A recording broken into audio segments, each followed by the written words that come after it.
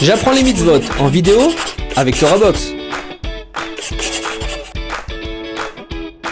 Les ustensiles que nous utilisons pendant l'année pour des mechametz, c'est-à-dire tout aliment fait à partir de blé, d'orge, d'avoine, d'épeautre ou de seigle et ayant fermenté, ne sont pas utilisables pendant la fête de Pessah, sauf si l'on en extrait le chametz absorbé. Pour ce faire, la cachérisation de chaque ustensile ayant absorbé de la nourriture interdite se fera selon la même modalité que celle avec laquelle on l'a utilisé pour arriver à en extraire complètement l'aliment interdit. Les ustensiles qui ont été en contact direct avec le feu doivent être rougis au feu. Ce mode de cachérisation se nomme liboun. Les ustensiles concernés par ce mode de cachérisation sont, entre autres, les broches, les grilles de cuisson pour le four ou pour le barbecue, les moules à gâteau et certaines poêles. Les ustensiles ayant été en contact avec un liquide chaud doivent être cachérisés à l'aide d'eau bouillante.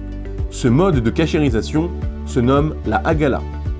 Pour ce faire, il faudra attendre 24 heures à partir de la dernière utilisation à chaud, après quoi on nettoiera soigneusement l'ustensile à cachériser à l'aide d'un détergent de bonne qualité et on le plongera entièrement dans une marmite d'eau bouillante cachère les Pessah, se trouvant sur le feu. S'il reste la moindre saleté, la cachérisation n'est pas valable. Après avoir sorti l'ustensile de l'eau bouillante, on devra le rincer à l'eau froide. Les ustensiles concernés par ce mode de cachérisation sont entre autres les casseroles métalliques, les couteaux, les grilles de cuisinière, les louches, ainsi que le koum-koum.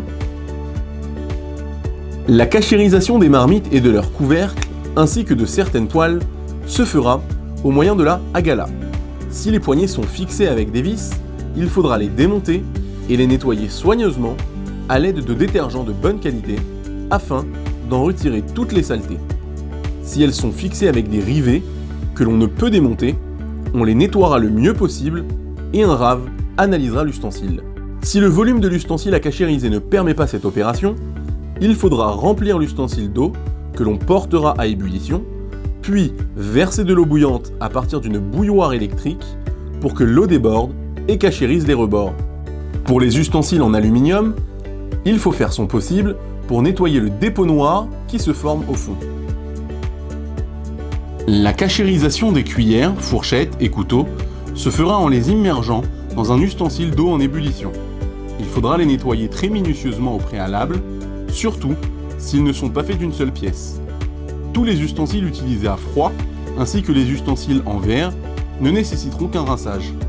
Pour les ashkénazes, les ustensiles en verre ne sont pas cachérisables. Avant la cachérisation du four, on ne l'utilisera pas durant 24 heures. Il faudra ensuite bien le nettoyer avec un détergent de bonne qualité et le mettre en marche à sa température maximale pendant 1 heure. Il faudra obligatoirement changer les plaques du four ou les cachériser par le feu. La cachérisation d'un four pyrolyse se fera en le nettoyant bien, puis en le mettant en marche un peu plus d'1 heure. Les plaques de cuisson devront être changées pour Pessah car elles ne sont pas cachérisables. Dans ces deux types de fours, il faudra nettoyer soigneusement les alentours des joints où peuvent se trouver de nombreuses miettes. Avant la cachérisation du micro-ondes, on ne l'utilisera pas durant 24 heures. Il faudra ensuite le nettoyer soigneusement à l'aide d'un produit de bonne qualité et y faire chauffer un bol d'eau contenant du détergent durant 10 minutes. Un micro-ondes contenant des résistances électriques devra être cachérisé de la même manière qu'un four. Pour cachériser le lave-vaisselle, on fera disparaître toute trace de chametz et on le mettra en marche avec du produit vaisselle. La cachérisation de la plaque de cuisson se fera au moyen de la hagala. Pour une plaque vitrocéramique, il suffira de bien la nettoyer, de la faire chauffer pendant une vingtaine de minutes à température maximale et de recouvrir de papier aluminium toute la surface qui n'est pas superposée à la source de chaleur. Pour une plaque à induction, il faudra bien la nettoyer, attendre 24 heures, arroser d'eau bouillante et la recouvrir avec une feuille multi-cuisson. Ou, au moment de l'utilisation, placer un disque de relais en aluminium et inox afin qu'il y ait toujours un écran entre la plaque et la casserole. La cachérisation de la plata étant elle très problématique, on en achètera une nouvelle pour Pessah.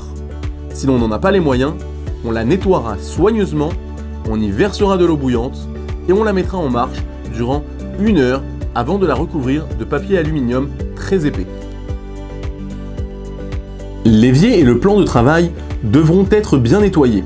On y versera ensuite de l'eau bouillante provenant du récipient dans lequel elle a bouilli.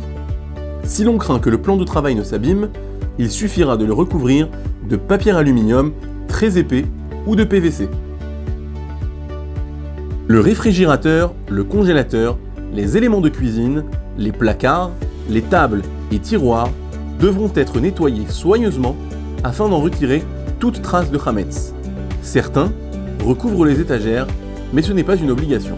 Attention, pour savoir si un ustensile doit subir le liboun ou la hagala, il faut s'adresser à un rave. Il est important de savoir que certaines matières et certains ustensiles ne sont pas cachérisables.